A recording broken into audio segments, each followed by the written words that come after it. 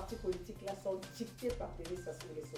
Ces autres partis politiques sont nommés par Denis Sassou Nguesso. C'est ça que vous allez me dire pour la démocratie.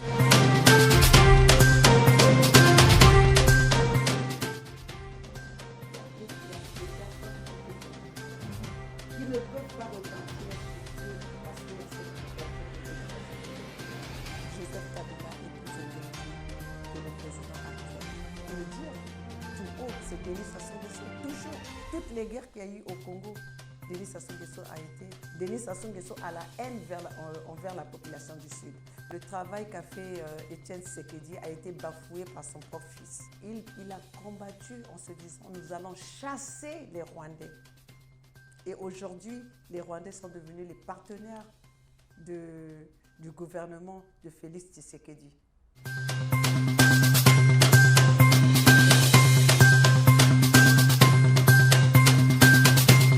Mesdemoiselles et messieurs, bonsoir. Il est 17h30, ici en Californie du Sud, plus précisément à Los Angeles. Et c'est dans le cadre de notre show The Curious, les curieux, que nous avons pu recueillir quelques informations sur une activiste qui a longtemps travaillé dans le noir. Aujourd'hui, elle est décidée de sortir et de parler à haute voix. Née en République du Congo, grandie en France, aujourd'hui ça fait 20 ans qu'elle est ici aux USA. De qui parle-t-on? Nous parlons de Madame Olga Duchemin. Bonsoir Madame. Bonsoir Tito. Comment allez-vous? Très bien. Un très grand plaisir que de vous avoir devant ma caméra. Merci. Nous allons parler de vous et de ce que vous faites. Vous êtes activiste? Oui, exactement. Je pense avoir introduit la personne qui est devant moi, mais je ne suis pas sûr de l'avoir fait de la manière que vous pourriez l'aimer. Si vous devez vous présenter, que direz-vous à ces publics qui vous regardent? Merci Tito. Je suis Olga Duchemin, mère de 2 enfants, mariée et 20 ans aux États-Unis, comme vous venez de le dire. Aujourd'hui, je me suis réveillée pour défendre mon pays. Défendre votre pays en tant qu'activiste. En tant qu'activiste, vis-à-vis des injustices qui se passent dans mon pays, alors j'avais décidé de me lever, de parler pour le compte de ma population. C'est qui d'abord un activiste? L'activiste, c'est quelqu'un qui se réveille pour défendre toute une population et faire dégager la dictature, parce que je sais que dans notre pays, nous avons un régime qui est installé depuis des décennies et ce gouvernement, ce régime, c'est le régime, si je parle du Congo, c'est le régime de Denis Sassou Nguesso qui règne depuis des années. Et moi-même, je peux dire que j'ai grandi en connaissant que ce régime, et je pensais qu'un jour, cela devait changer. Et bien, au fil des jours, jusqu'au jour d'aujourd'hui, nous voyons que les choses ne changent pas. C'est toujours le même régime.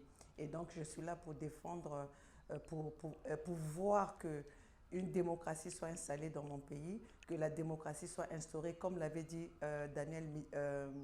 François Mitterrand, que la démocratie soit instaurée dans les pays, dans le continent africain, et faire dégager cette dictature qui règne dont ce gouvernement dirige sans partage. Voilà, je vous ai bien entendu, vous avez parlé de beaucoup de choses, mais je voudrais savoir, activiste, oui, vous avez défini ce qu'est un activiste, c'est comme un militant, mais aujourd'hui dans ce combat, d'abord pour commencer à mener un tel combat, quelles sont les raisons, 2-3 mots, qui vous ont poussé à devenir activiste, militante ou combattante?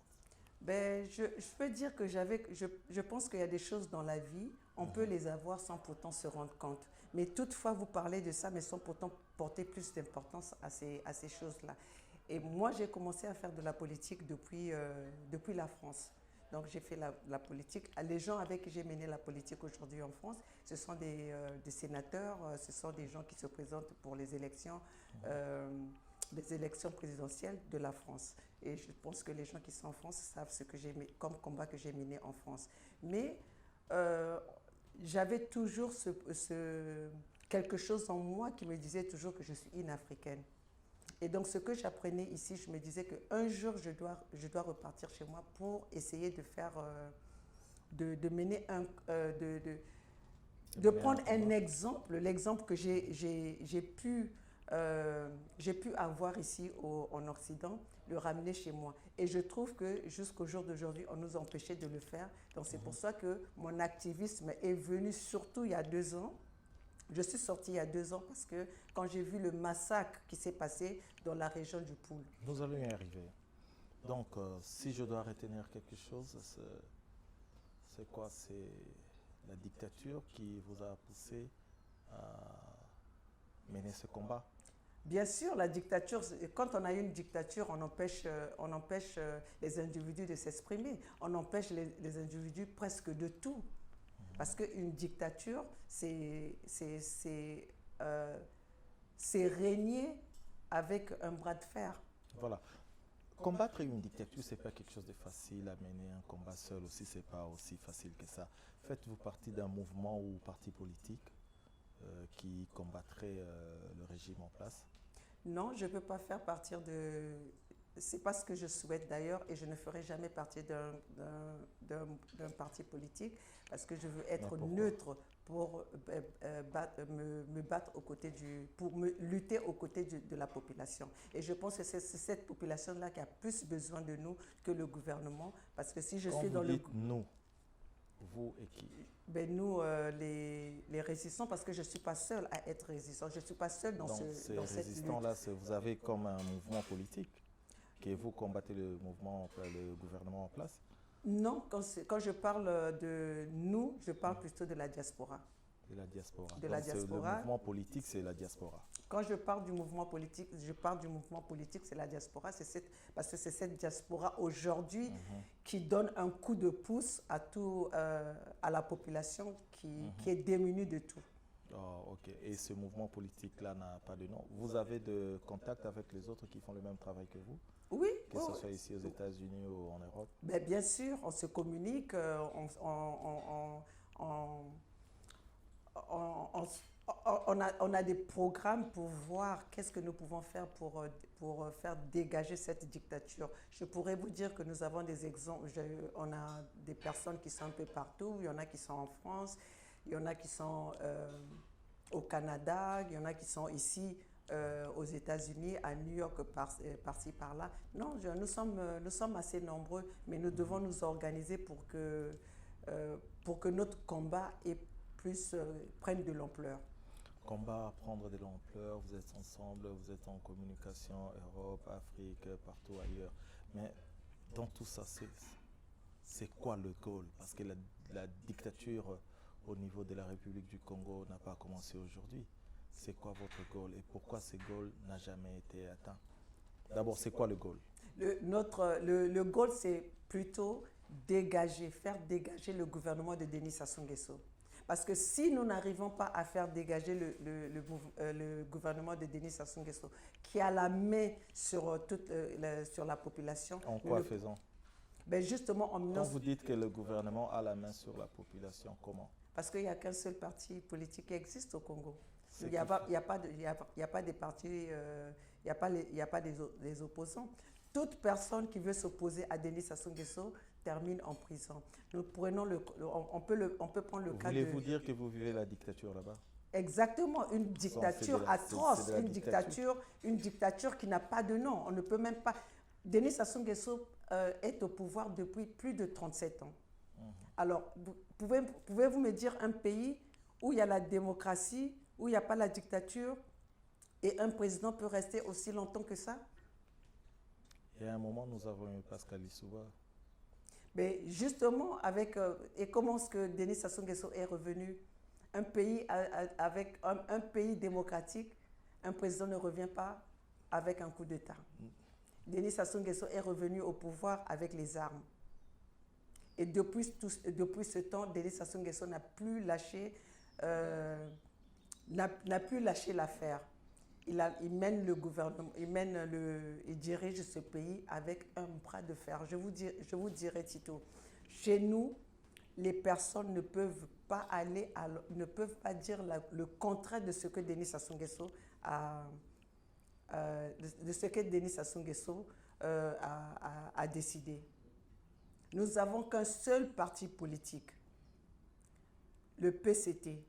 Même quand on parle des autres partis politiques, ces autres partis politiques-là sont dictés par Denis Sassou Nguesso. Ces autres partis politiques sont nommés par Denis Sassou Nguesso. C'est ça que vous allez me dire qu'il y a la démocratie? C'est ça que vous allez me dire qu'il n'y a pas la dictature? Nous avons une dictature qui est là et que personne ne peut le dénoncer. Et nous qui sommes à l'extérieur, comme nous avons cette possibilité-là, nous allons le dire très haut et nous voulons que les institutions internationales. Bon, vous avez le goal de bouter la dictature au niveau de bouter la dictature d'ailleurs au niveau de la République du Congo. Comment comptez-vous procéder ou comment procédez-vous pour bouter cette dictature? Parce que ça fait longtemps que vous êtes dans ce combat. Ça fait 2 ans que je suis dans ce combat. 2 ans. Depuis que Denis Sassou Nguesso a commencé à massacrer. Mais j'avais les pensées, parce que je pensais qu'un jour cela devait s'arrêter. Qu'on allait avoir cette possibilité de repartir chez nous. Parce que vous savez en Afrique ou au Congo, il y a des personnes compétentes qui ne peuvent pas repartir chez eux parce qu'il y a cette dictature de Denis Sassou Nguesso qui règne. Vous pensez qu'au Congo, les personnes intelligentes, ce n'est que la famille de Denis Sassou Nguesso? Ou ce n'est que les personnes qui sont dans le parti de Denis Sassou Nguesso, le PCT? Et encore, pour votre information, je veux vous dire, on veut nous imposer pour les élections de 2021 le fils de Denis Sassou Nguesso. Alors, dans un pays, il n'y a qu'une seule famille qui est compétente. Il n'y a qu'une seule famille qui peut gouverner. Et cela veut dire qu'il y a une dictature. Quand il y a une dictature, il n'y a pas de partage de fonctions. Comment comptez-vous combattre cette dictature? Ben justement, le travail que nous faisons, je veux dire merci aux médias, aux réseaux sociaux que nous avons. Parce qu'aujourd'hui, nous nous faisons entendre dans le monde entier. Moi, j'ai des personnes qui m'appellent de partout pour savoir, pour demander les informations de mon pays, pour demander qu'est-ce qui se passe dans mon pays, ce qu'on leur a caché par ce gouvernement. Je veux vous dire une chose. Il y a eu le massacre du Poul. Parlons-en. Qu'est-ce qui s'est passé lors de ce massacre et qui en est l'auteur? On peut le dire tout haut, c'est Denis Sassou Nguesso. Toujours, toutes les guerres qu'il y a eu au Congo, Denis Sassou Nguesso a été... Pouvez-vous prouver tout cela? Mais aujourd'hui, qui c'est qui est au gouvernement? Qui c'est qui dirige? Et qu'il y a une région qui est massacrée partout. Il y a eu des hélicoptères dans un pays. Alors les étrangers là peuvent venir sans pourtant que le gouvernement soit au courant. Et actuellement, Denis Sassou Nguesso est allé négocier les armes en Russie. Tout ça, pourquoi? Parce qu'il est en train de préparer les élections de 2021. Denis Sassou Nguesso n'a jamais gagné les élections au Congo. Denis Sassou Nguesso a gouverné toujours avec des coups d'État. Et je vous dirai une chose.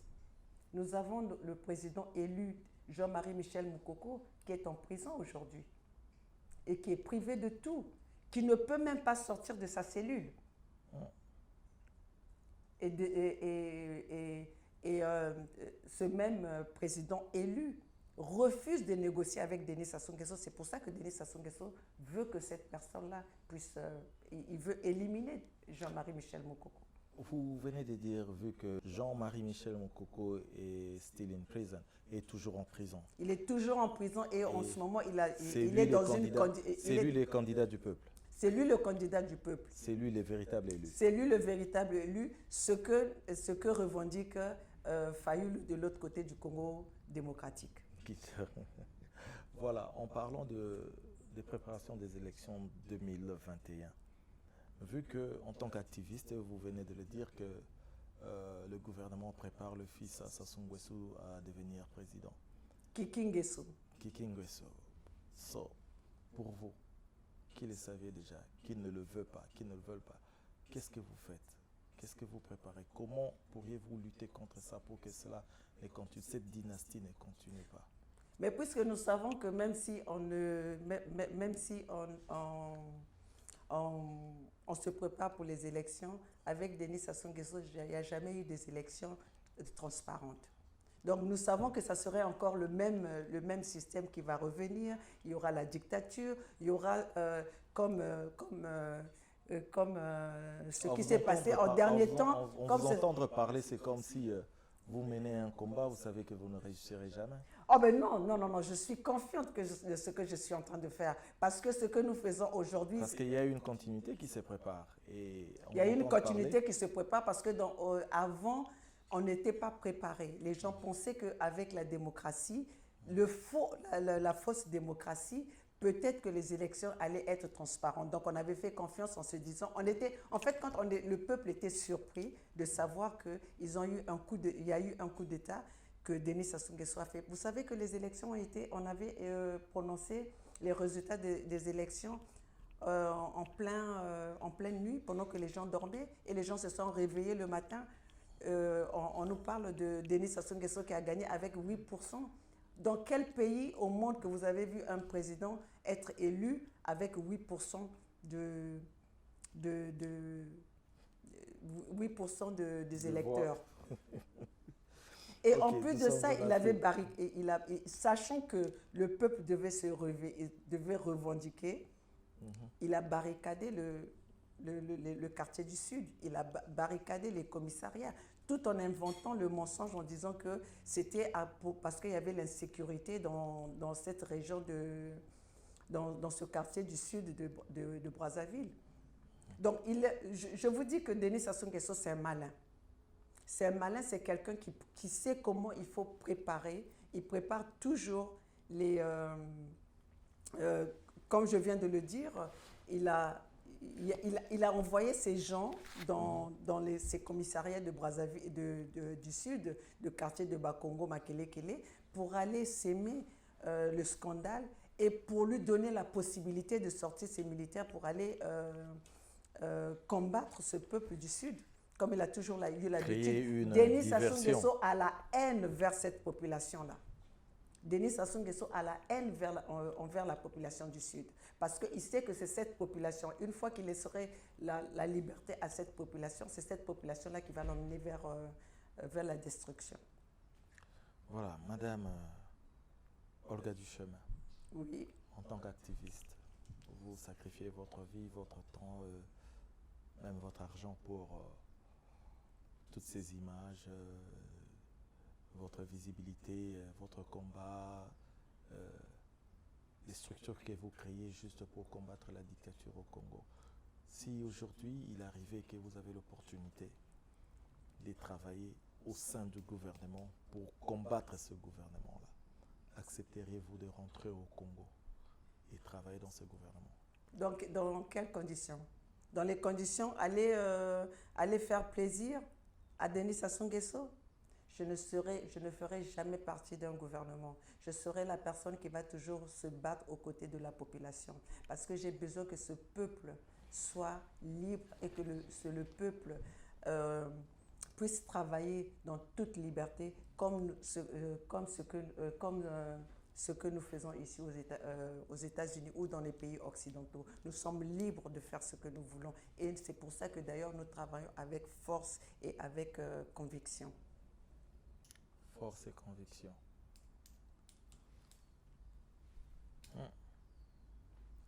Ok. Je sens comment vous êtes forte et très déterminée dans ce que vous faites, dans ce travail d'activisme.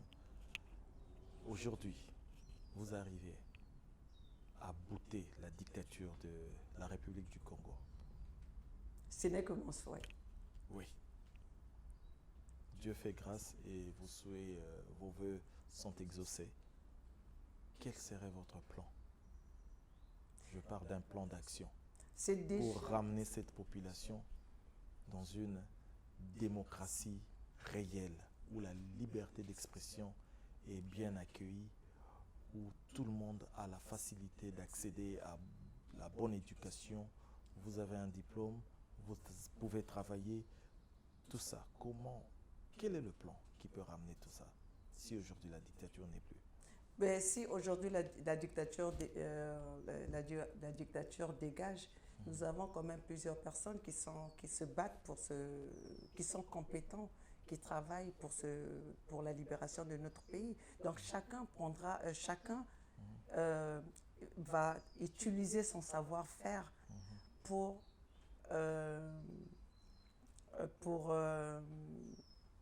améliorer la situation. améliorer la situation. Moi, je parle maintenant de Madame Duchemin qui est devant moi. Je serai dans le social. Vous serez dans le Je social. serai dans le social Qu'est-ce que parce vous emmènerez dans le social qui pourra aider ce pays à avancer? le social, déjà, vous savez, ici, j'ai fait pas mal de choses. Je suis dans le nursing. Je suis quelqu'un de curieuse. Je suis quelqu'un de curieuse et je sais que j'ai beaucoup à donner à mon Ça, peuple. c'est bien, quelqu'un de curieux, et puis vous êtes dans des curieux shows. Parlons-en. Donc, vous êtes quelqu'un de curieux. Qu'est-ce que votre côté social emmènerait au progrès social de la République du Congo si aujourd'hui la démocratie est boutée dehors? Et c'est surtout du côté de santé, du côté éducatif, les enfants à qui on a privé d'étudier, nos parents qui ont travaillé, qui aujourd'hui n'arrivent pas à percevoir leur salaire, on va leur ramener cette confiance et leur donner ce que ce gouvernement d'aujourd'hui de Denis Sassou Nguesso leur a privé. Donc nous allons ramener toutes les institutions qui sont mortes aujourd'hui. Donc vous parlez de l'éducation, la santé. L'éducation, la santé, le travail, que notre jeunesse reprenne confiance. Ça, c'est quelque chose de très bien. Et je pense même que si j'étais vous, je serais seulement basé sur ça et laisser les autres prendre soin d'autres. Oui, justement, c'est pour ça qu'on se dit le savoir-faire que nous avons appris ici, il faut bien qu'on aille pour le partager avec le peuple qui a été devenu depuis toutes ces années. Donc, nous ne pouvons pas, mais nous allons travailler la main dans la main avec toutes ces personnes qui sont en train de faire ce combat et qui veulent l'évolution, le développement de notre pays. Alors, nous avons beaucoup à faire au Congo. Nous avons beaucoup à faire, même au niveau de l'Afrique. Voilà, comme vous le constatez, nous avons devant nous une activiste qui a beaucoup plus vécu à l'extérieur de la République du Congo, la France, aujourd'hui les États-Unis. Elle vient de vous parler de son combat. Pourquoi elle mène ce combat et les goals de son combat et qu'est-ce qu'elle voudrait faire si aujourd'hui la dictature est boutée dehors de la République du Congo. Mais elle a utilisé un moyen pour parler aujourd'hui. Elle a créé un YouTube channel où elle parle que de son combat, où elle critique le gouvernement. Madame Duchemin, oui. Pouvez-vous nous parler de votre YouTube où tout le monde peut trouver vos messages de combat? Mon YouTube, c'est Congo mon pays. C'est par amour, vous voyez, Congo mon pays. Vous vous rendez compte, j'ai été à l'extérieur. Ça fait longtemps que je suis partie de mon pays, mais j'ai toujours cet amour de mon pays. Et je m'appelle Congo mon pays. Mon YouTube s'appelle Congo mon pays. Et je me bats aux côtés de cette population, de ce peuple qui a été démuni de tout. Alors que nous sommes dans un pays, un beau pays qui a toutes les richesses du monde. Et aujourd'hui, le Congo est en faillite. Et Denis Sassou Nguesso, vous savez qu'est-ce qu'il va toujours chercher? Qu'est-ce qu'il va négocier à l'extérieur? C'est toujours les armes. Et ces armes-là, il va en guerre contre qui? Contre sa propre population. C'est vraiment triste de voir ça. M. Denis Sassou Nguesso s'est rendu en Russie. Oui. C'était pour... vous avez une information? Oui, c'est pour aller négocier. Quand je vous parle d'aujourd'hui, il y a des Russes qui vont rentrer, qui vont aller au Congo pour construire, soi-disant, le oléoduc.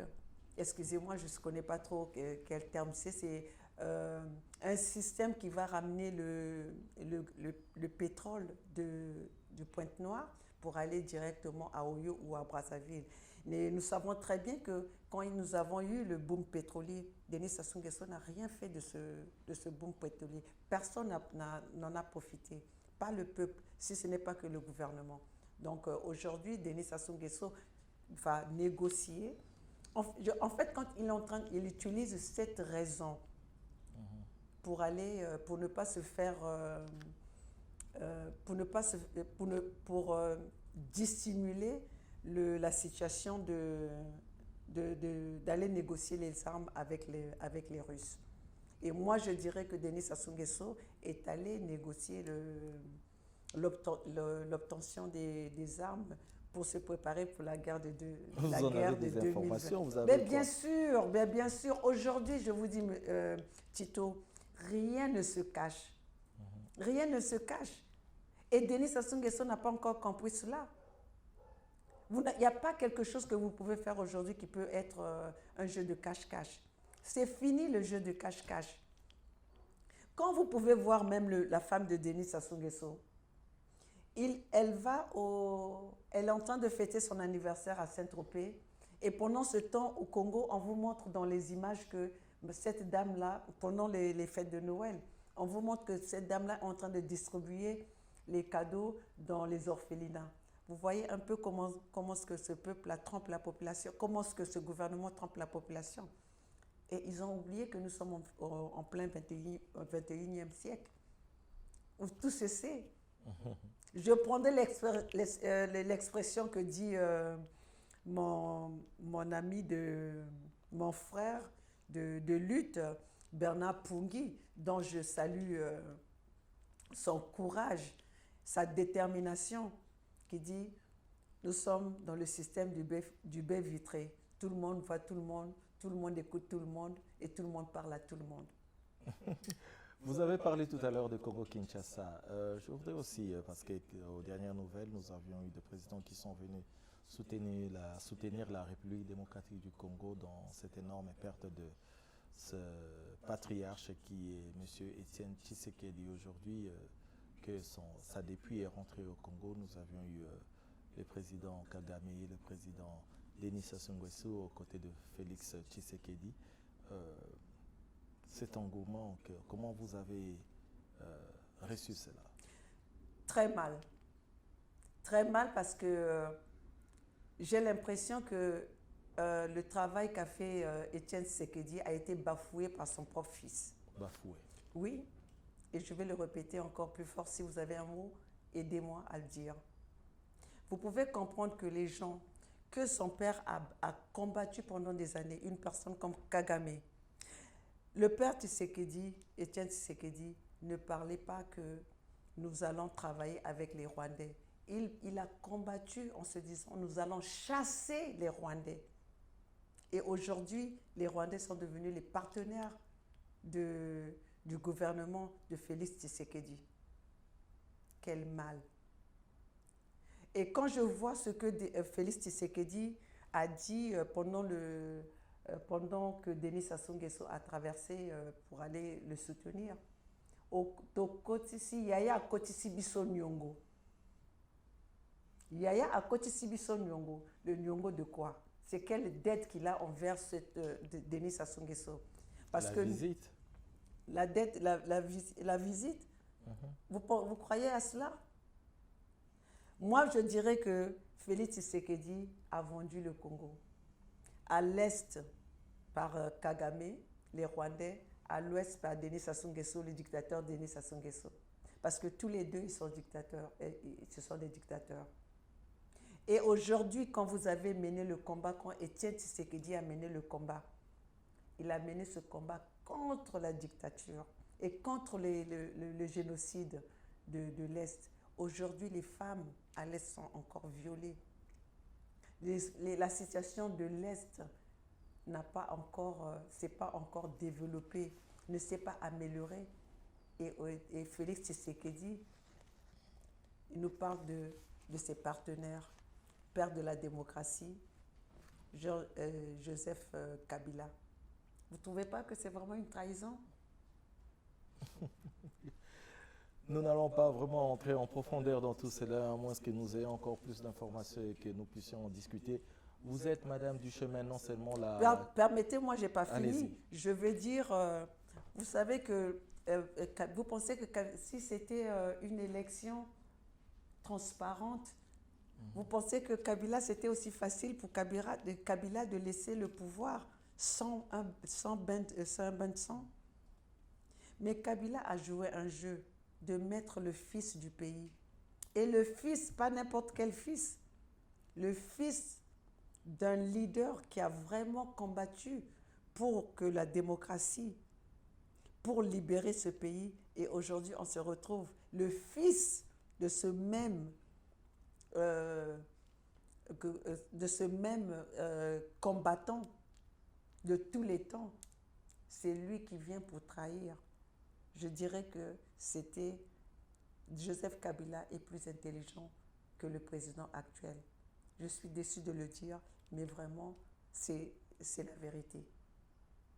Il a utilisé l'enfant du pays pour diminuer le combat de ce que Étienne Tshisekedi a mené pendant tout ce temps.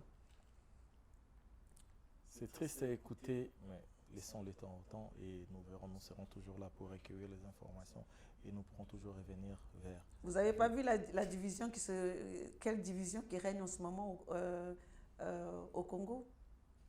Oui, dans un pays où il y a plusieurs partis politiques, il y a toujours des divisions.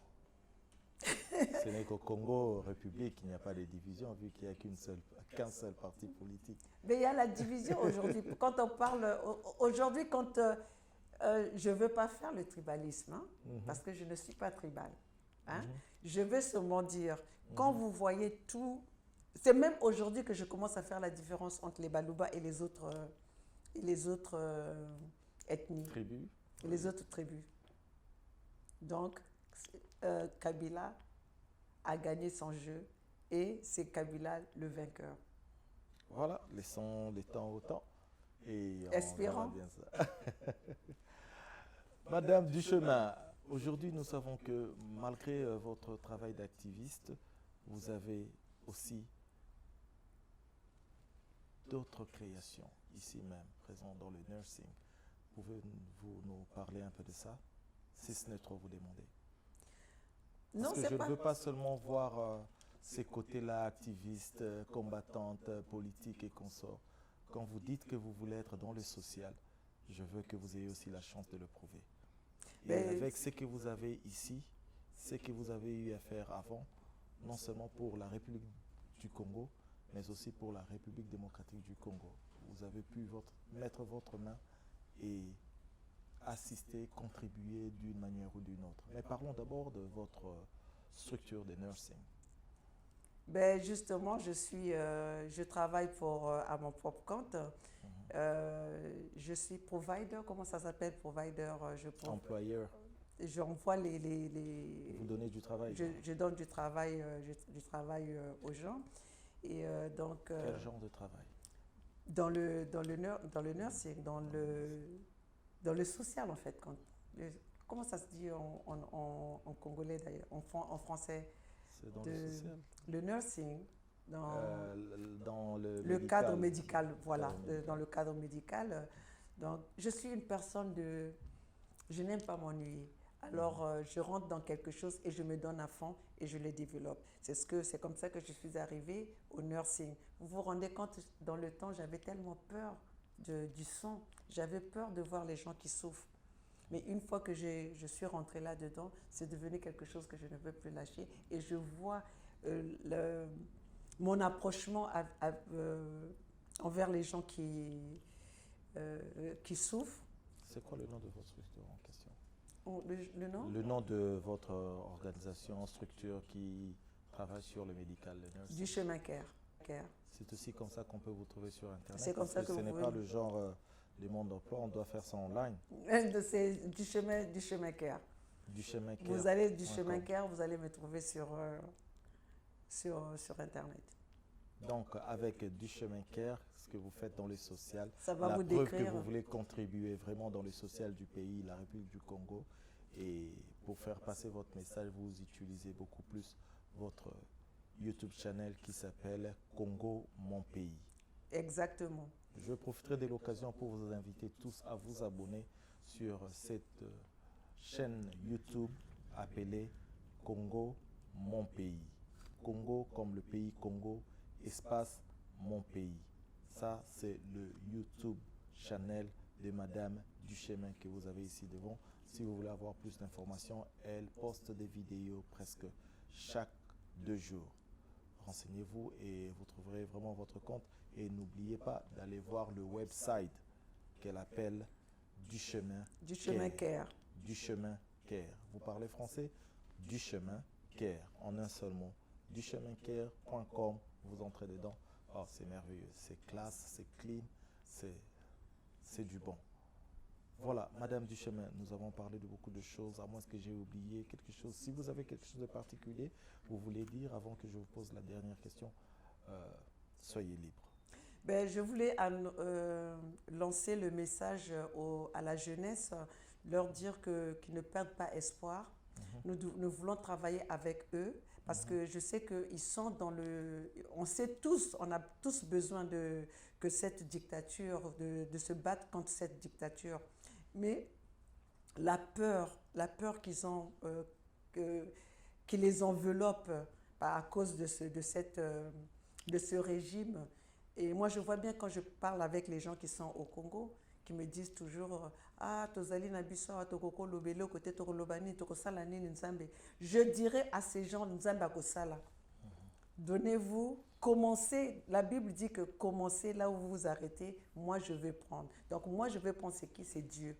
Donc nous devons faire ce combat-là ensemble. Nous devons prendre l'exemple de ce qui s'est passé, de ce qui se passe en Algérie. Ce ne sont pas les étrangers, ce ne sont pas les organismes internationaux qui sont venus pour se battre. Parce qu'au jour d'aujourd'hui, ces gens-là ne vont jamais commencer si nous, la population, on ne se lève pas.